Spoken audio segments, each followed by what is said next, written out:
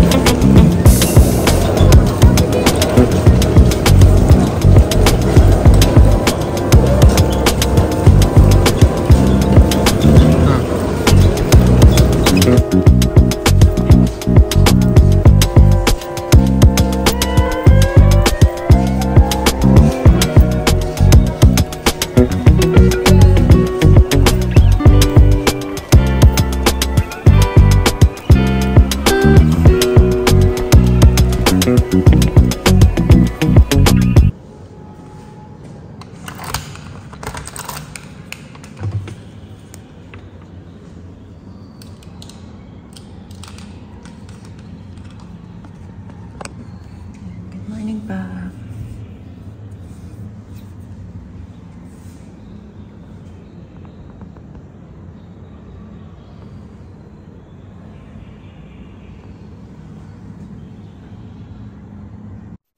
Ayan. So, nandito tayo ngayon sa Sanctuario, guys. Dito tayo nag-jogging kasi. So, the reason naman why dito tayo nag-jogging kasi para ma-visit na rin si Papa. So, actually, yung kapatid ko, palagi siya nandito kapag weekends.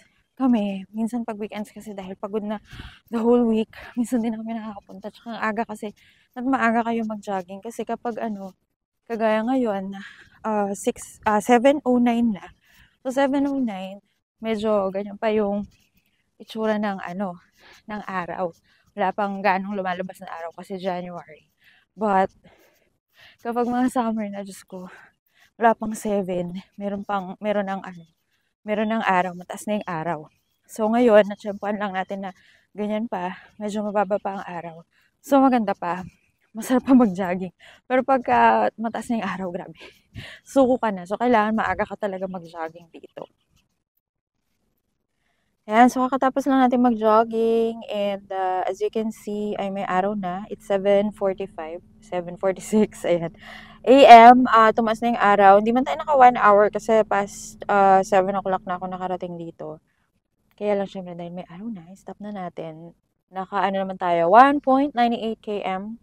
So, try ko tomorrow na magpunta ulit dito para makapag-jogging pag di ako tinamad. Tapos, Wednesday tomorrow. So, sa Thursday kasi pupunta ako na mama. So, yun. Ayan. Try natin ulit bukas. We'll be back tomorrow here. Yung mata. Yung mata. Gumagano siya eh. Ano yan? Ay, yellow. Yummy? Yummy? Yummy yellow? Magmukbang ka ng ice. Ice. Mukbang ka ng ice. Huwag naman sulat din sa dingding. Ay, kaya nga pinagkukuha ko yung mga Dumi na. Crayola ni Orion eh. Kung ano-anong pinagsusulat nito eh. Huwag ka, sino. Sabi niya, ayan dingding namin pininturahan kong puti. Mayan ano ko lang. Mancha girl.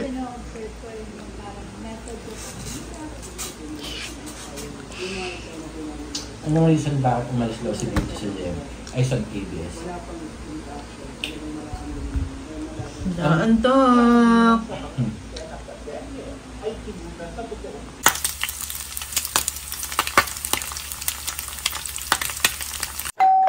Good morning! So, today is Wednesday and may dalawang quizzes sina Orion ngayon sa math and AP or Araling Panlipunan. Buti na lang guys, nakita ko kahapon kasi sa kanila, sa school namin. So, ang ginagawa dahil makabago na nga ngayon yung way of learning ng mga bata.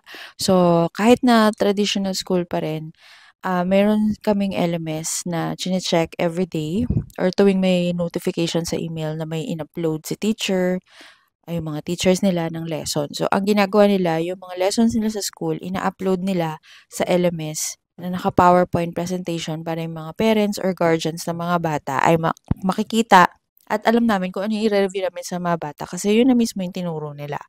And yun nga yung mga notifications ng mga quizzes. So, ang ginawa ko, dina-download ko siya sa laptop ko. It's either sa laptop or sa iPad ko siya isa-save. And then, dadalhin ko siya kasi magre-review kami ni Orion sa parking lot na dahil maaga nga kami dumarating. So, may time pa kami for a few minutes para makapag-review for quizzes. Kasi si Orion, pag uwi sa bahay, everyday, pagod na yan, tapos inaantok na siya. So, may times na talagang hindi na siya nakakapag-review or nakakagawa ng mga homework. So, kailangan morning. Although, kapag may mga homework na kailangan isulat, kailangan gabi pa lang nagawa na namin yan. So, may times na nakakatulog siya ng hapon, dire-diretso na yun hanggang gabi, hanggang umaga na yun. And I always wake him up mga 5 a.m. Unless kailangan namin talaga na maaga, may event, ganun. So, 5 a.m. siya nagigising. Tapos, umaalis kasi kami ng mga 6 for the parking. So, may time pa kami. Pagdating namin dun sa school, mga 6:15, ganun. Around that time, may time pa kami para makapag-review. So, si Orion, nare-review ko pa siya para fresh pa sa memory niya yung nireview namin for his quizzes. Yeah.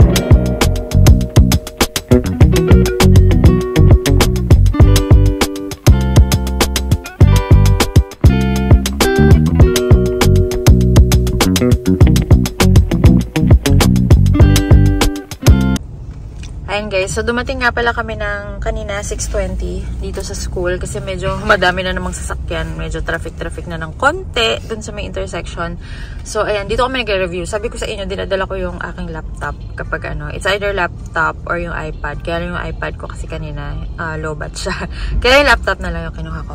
So ayan, so nire-review namin kung ano yung mga nasa PDF na in-upload ng mga teachers for quiz. Ayan. Ayan si Orion. Kumain pa siya ng Oreo. Ayan. Orion. Ayan. So, ito yung gamit namin. Skin Vape from Japan. Japan product din to. Kasi, syempre, malamok nga. So, kailangan lagi kong nilalagyan si Orion bago pumasok. Orion, lika dito! Mag-jacket ka na. May dala pa kami jacket. So, kaya yung bag ko, madaming laman yan. May tubig pa. Meron pang mga mouthwash dyan. Kung ano-ano.